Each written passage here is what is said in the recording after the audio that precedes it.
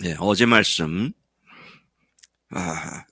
바울이 사람이 의롭게 되는 것은 전적으로 하나님의 은혜로 말미암고 또 이 하나님의 은혜는 할례를 받은 유대인이나 할례를 받지 않은 이방인들에게 구별 없이 동일하게 주어진 것임을 아브라함의 경우를 통해서 설명하고 선포해 주었습니다. 그가 의롭다 여기심을 받은 것은 할례를 받기 전에 이미 받았기 때문에 할례로 의롭다는 것이 아니라 믿음으로 의로워지는 것이다 라는 사실을 어제 말씀을 통해서 아주 자상하게 설명을 해 주었습니다. 오늘 본문 말씀은 거기서 더 나아가 아브라함이나 그 후손들에게 세상의 상속자가 되겠다고 약속하신 하나님의 언약 역시 율법으로 주어지는 것이 아니라 오직 믿음의 의로 말미암은 것임을 설명해 주고 있습니다. 14절로 다시 돌아가 보면 만일 율법을 중요시하고 율법을 지킴으로써 할례를 받은 자들 곧 유대인들이 하나님의 상속자라면 그들만이 상속자라면 믿음은 헛것이 되고 하나님의 약속은 폐기 처분되었을 것이다. 또는 폐기 처분돼야 마땅할 것이다. 그렇게 말씀을 하면서 다시 말하자면 15절 율법은 죄를 정죄하고 하나님의 진노를 가져오는 것이지만 근데 율법이 없는 곳에는 정죄함도 없고 그것을 범하는 것도 없다. 그래서 이방인들의 경우는 율법을 몰랐기 때문에 그들이 정죄감도 없었고 죄를 짓는지 않는지도 모르고 그렇게 살았었다. 자, 그렇기 때문에 상속자, 하나님의 상속자가 되는 것은 오직 믿음으로 은혜에 의해서만 가능한 일인 바, 그 은혜로 하나님의 상속자가 된다는 그 약속을 모든 후손에게 결코 흔들리지 않는 강력하고 견고한 것으로 만들어 주는 것이다. 하나님의 약속은 은혜로 주어지는 것이고 은혜로 받는 것이 되는 것이다. 그런 말씀이죠. 견고한 약속의 말씀은 율법에 속한 자, 곧 유대인들에게 뿐만 아니라 하나님께서 아브라함을 의롭게 여기신 그 동일한 믿음, 곧 하나님 자신을 믿는 아브라함의 믿음에 속한 자에게도 똑같이 해당되는 언약이다. 굉장히 분명하고도 강력하게 지금 이 사실을 얘기해 주고 있습니다. 그런 면에서 아브라함은 그와 같은 믿음을 가진 우리 모든 사람들의 조상이다. 아브라함이 믿음의 사람들의 조상이 되는 것이다. 믿음으로 은혜를 받은 그 면에서 우리의 조상이 된다. 이렇게 말할 수 있는 근거로 사도 바울은 창세기 17장 5절 말씀을 인용하여 이렇게 말합니다. 내가 너를 많은 민족의 조상으로 세웠다. 우리말로는 이제 단수 복수가 분명하지 않은데요. 여기서 많은 민족 하면 민족들이죠. 복수, 여러 민족들을 민족의 조상으로 세웠다. 그렇게 말씀을 한 것을 인용하면서 아브라함 유대인의 조상만이 아니다. 그렇게 얘기합니다. 단순히 혈통으로서 아브라함이 조상이 되는 것만이 아니라 그와 같은 믿음, 그가 가졌던 동일한 믿음, 그것이 어떤 믿음입니까? 곧 하나님은 죽은 자를 살리시며, 참 놀랍습니다. 부활신앙을 가진 사람들, 또 없는 것을 있는 것 같이 부르시는 하나님이심을 믿는 바로 그 믿음을 가진 자들 모두가 아브라함의 후손이라고 말씀을 해주고 있습니다. 그러니까 육신으로는 우리는 단군의 후손들이잖아요. 단군의 후손들이잖아요. 웅녀가 마늘 한 접을 먹고 사람이 돼서 환웅이 됐다. 뭐 이런 식으로 얘기하는데, 뭐 육신으로는 어떤 뭐 그건 신화지만 단군이라는 사람으로부터 우리가 쭉 이어져 내려왔다. 그렇게 믿고 있는데, 하늘나라를 상속받은 믿음으로는 아브라함이 우리들의 믿음의 조상이다. 자, 그런 말씀을 지금 하고 있는 것이죠. 자, 다시 18절 이하에 아브라함이 하나님을 믿은 믿음이 어떤 믿음이었느냐.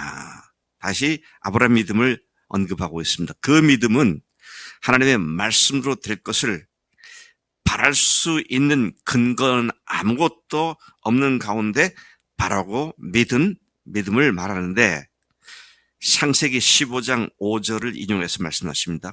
곧 내 후손이 이 같으리라고 하신 말씀대로 많은 민족의 조상이 되게 하시겠다는 약속을 받은 그 믿음을 얘기하는 것이죠. 지금 15장 5절은 하나님께서 어느 날 아브라함을 밤에 밖으로 이끌어내시죠. 너 잠깐 나와봐. 나갔더니 하늘 쳐다봤더니 무수한 별들이 가득 차 있는 하늘을 보여주시면서 네 자손이 이렇게 허다한 하늘의 별과 같을 거다. 거기다 한 말씀을 덧붙여서 네가 해변에 있는 모래알을 셀 수 있겠느냐? 그것을 셀 수 있다면 네 자손도 셀 수 있을 것이다. 이게 이스라엘의 자손을 얘기했다면 이스라엘 자손 오늘 셀 수 있잖아요. 그렇죠? 근데 셀 수 없다 그랬어요. 왠 줄 아세요? 한국에도 아브라함 자손들이 있고 저기 동인도 구석에도 있고 온 세상에 하나님의 아브라함의 자손들이 널려져 있잖아요. 하나님 말씀은 그냥 과장된 표현이라고 생각하기엔 너무도 정확한 말씀이다. 그런 생각을 하게 되는데 아브라함은 약속을 받은 지 25년이 지난 100세가 되어 육체적으로 자기 몸이 죽은 것 같은 상태임과 그의 아내 사라의 이때는 사례죠. 사례의 생리 현상이 끊어져 더 이상 자녀를 낳을 수 없는 상태. 다른 말로 바꾼다면 사라의 태가 죽은 것 같음을 알고도 믿음이 약해지거나 믿음이 없어져서 하나님의 약속을 의심하지 않았다. 예, 이렇게 믿을 수 있던 근거가 뭐예요? 자기도 이제 생리가 더 이상 아이를 낳을 수 없고 사라도 생리가 다 끝나서 죽은 몸과 똑같은 방불한 그런 자기 아내에게서 더 이상 자녀 생산이 안 된다는 건 명확하잖아요. 그런데 의심치 않고 도리어 믿음이 견고해져서 함께 약속하실 것을 능히 이루실 줄을 확신했다. 이렇게 확신한 근거가 뭡니까? 부활의 신앙을 가졌기 때문에요. 죽었다 할지라도 하나님께서는 반드시 살리실 수 있는 능력이 있는 하나님이시다. 이게 더 극적으로 나타난 아브라함의 행위가 있습니다. 그 뒤에 뭐였죠? 이삭을 바치라고 하니까 나이가 몇 살인지 정확하게 얘기하지 않지만 아마도 여러 가지 추론을 해보면 이삭이 한 15세에서 17 정도 아주 왕성한 청소년 시기에 얼마나 기쁘고 기대가 많았겠어요. 저 녀석이 약속의 씨지. 그런데 하나님께서 어느 날 바치라는 겁니다. 청천벽력이죠. 제 같았으면 그랬을 거예요. 하나님, 제 목숨을 바치겠나이다. 그리고 제가 대신 죽으려고 했을지도 모르겠어요. 왜요? 아브라함에게 이삭은 뭡니까? 아브라함에게 이삭은 뭐예요, 도대체? 자기 전생의 목표입니다. 목표를 포기하라는 거잖아요, 지금. 근데 아브라함이 그렇게 했습니다. 히브리서 11장에서 아브라함이 어떻게 그걸 했다고요? 죽은 자 가운데 능히 살리실 줄을 확신하고 했다 그랬습니다. 부활신앙이죠. 오늘 예수님께서 죽으셨어요. 그리고 유대인 전통에 의하면 이틀이 지나고 사흘째가 되면 이 사람은 완전히 죽은 사람이다라고 선포하는 그런 의미를 갖고 있는 시간이 지나갔을 때 주님께서 부활하시므로 말미암아 그분이 하나님이실 모든 사람이 믿을 수 있는 증거를 주셨고, 그리고 그분이 부활하심으로 말미암아 우리도 마땅히 죽을 우리가, 십자가에서 이미 죽은 우리가 그분과 함께 새로운 생명으로 다시 태어났다. 와, 이건 지금 창세기 얘기를 하고 있지 않습니까? 창세기부터 요한계시록까지 죽으심과 부활하심, 예수님의 그 복음, 이 두 가지 복음의 요체, 본질, 이것을 철저하게 반복해서 그리고 그것을 신약에 와서는 실천하셨고 조명시켜 주셔서, 그래서 오늘 우리에게 성령님을 보내주셨는데 성령님께서 우리에게 오셔서 하시는 가장 첫 번째 일이 뭡니까? 죽으시고 부활하신 예수님이 하나님이라는 사실을 확실하게 믿게 해주는 거잖아요. 또 다른 말로 한 가지만 더 말씀드리면, 아브라함의 전 생애를 이끌어간 믿음의 근본이 뭐예요? 전 생애를 이끌었다면 75세 약속을 받고 100세 아들을 낳았고, 아들을 100세 낳았다는 것도 기적이지만, 그런데 15년 후에 그를 갖다가 다시 바쳤고 했던 그 생애를 쭉 계속해서 쳐다보면서 가게 만든 근본, 믿음의 근본 바탕이 뭐예요? 부활신앙입니다. 여러분, 우리가 잘못된 건 아니지만 십자가만 생각하고 거기에 매이면은요, 어떻습니까? 맨날 죽는 거 생각해요. 내가 용서받고 예수님이 죽었으니까 감사하다. 근데 죽으셔서 저는 감사합니다까지는 가지만 이제 부활신앙으로 나가면 어떻습니까? 죽음과 방불한 문제를 방한다 할지라도 그거 문제가 안 됩니다. 삶에 또 다른 용기를 얻게 되는 출발이 부활이잖아요. 그래서 오늘 지금 바울이 로마서 4장에 와가지고 아브라함의 믿음을 쭉 얘기하는 이유가 뭘까요? 아브라함이 이런 위대한 믿음의 사람이었다. 아닙니다. 오늘 우리가 그런 사람이 된다고 지금 말하고 있는 거죠. 성구약에 있는 모든 말씀은 오늘 우리의 유익을 위해서 기록되었다. 그랬죠? 그래서 오늘 우리가 이 말씀에서 분명하게 깊이 마음속에 새겨야 할 것은, 우리들의 신앙이 십자가에서 부활까지 완전히 나간다는 말은 이미 믿고 안다는 건 제너로 알았잖아요. 근데 나아간다는 말은 뭐예요?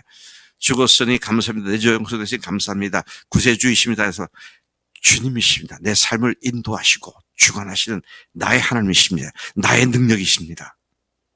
나의 주님이십니다. 거기까지 가는 거예요. 이게 복음이지, 죽어서 감사합니다. 거기까지는 복음의 반쪽입니다.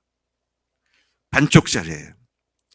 근데 부활로, 그러니까 지금까지 우리가 십자가를 몰라서 너무 잘 알고 부활도 잘 알았지만 실제 우리의 삶을 이끌어가는 건 십자가의 은혜라고만 생각을 했지, 부활로서 실제 주님과 함께 동행하는 승리하는 삶에 대한 생각들을 별로 하지 않았다는 거잖아요.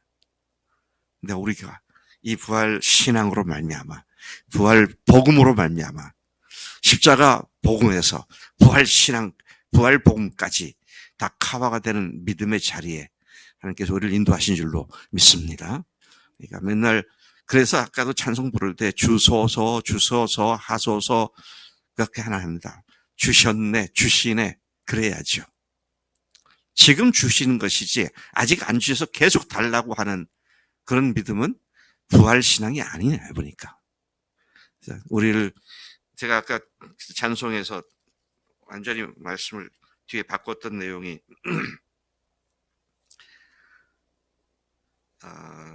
3절에 보면은요, 3절에 보면 첫째 단 마지막 우리 마음에 임하셔서 떠나가지 마소서.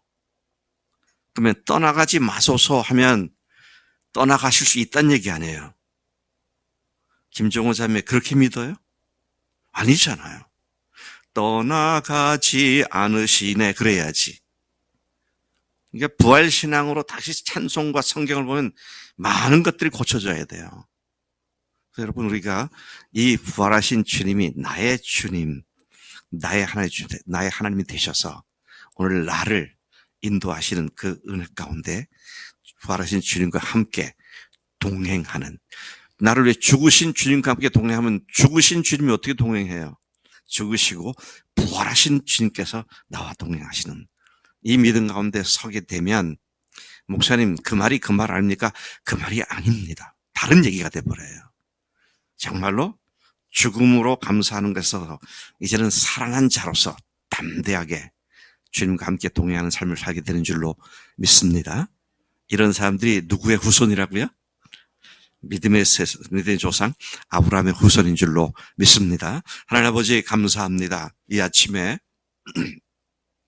아브라함의 부활 신앙이 어떻게 그를 일생 동안 거의 포기해야 하고 또 사실은 되지 않을 상황이 완전히 선언된 상태에서도 약속하신 것을 의심치 않고 오히려 도리어 믿음에 견고해져서 약속하신 것을 능히 이루실 줄을 확신했다고 하는 그 아브라함의 부활신앙과 동일한 부활신앙이 예수님으로 말미암아 우리에게 주어졌음을 감사합니다. 하나님, 그렇게 우리도 아브라함처럼 어려움과 좌절과 실망과 낙심을 가져다주는 상황과 형편에 짓눌리지 아니하고 부활신앙으로 그런 상황에서도 도리어 믿음이 견고해지는 믿음의 삶들로 우리를 부르신 줄로 믿습니다. 그런 믿음으로 충만케 하실 줄로 믿습니다. 감사하고 예수님의 이름으로 기도로 삼나이다. 아멘, 아멘.